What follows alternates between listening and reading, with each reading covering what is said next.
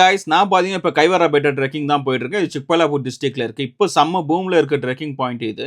பெங்களூர்லேருந்து 65 to 70 kilometre இருக்கு. And இது பார்த்தீங்கன்னா அதோட என்ட்ரி பாயிண்ட்.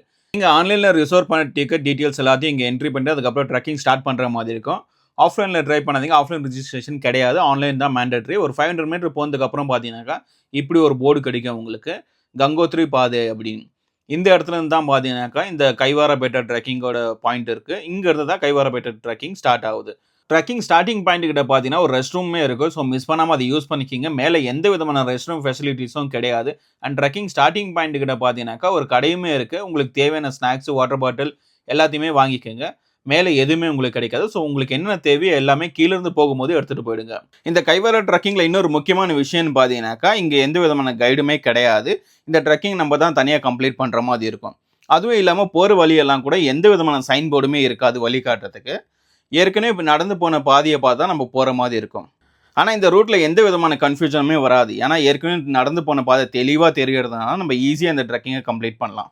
இந்த கைவராபேட்டை விசிட் பண்ணதுக்கு பெஸ்ட் சீசன் பார்த்தீங்கன்னாக்கா ஜூன் டு செப்டம்பர், அது விட்டாக்கா டிசம்பர் டு மார்ச்.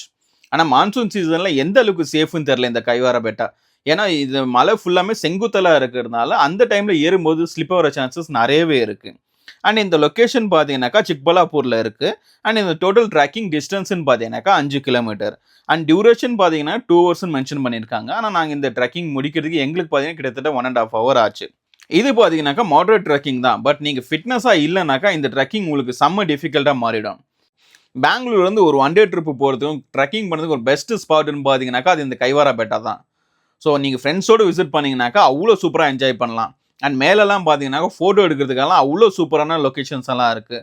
ஸோ இன்ஸ்டாகிராமில் செம்ம ட்ரெண்டிங்காக இருக்க ஒரு லொக்கேஷன் இப்போ. ஸோ மிஸ் பண்ணாமல் விசிட் பண்ணி பாருங்கள். ஆனால் ஃபோட்டோஸ் எல்லாமே அவ்வளோ சூப்பராக இருக்கும் இங்கே எடுக்க. இந்த கைவாரா ட்ரெக்கிங்கோட ஃபுல் வீடியோவும் என் சேனலில் இருக்குது, செக் பண்ணி பாருங்கள். இன்ஸ்டாகிராமில் யாராவது பார்த்துட்டு இருந்தீங்கன்னாக்கா பயோவில் லிங்க் இருக்குது, கிளிக் பண்ணி அந்த ஃபுல் வீடியோவும் பாருங்கள். நீங்கள் பிளான் பண்ணும்போது அந்த வீடியோ உங்களுக்கு யூஸ்ஃபுல்லாக இருக்கும்.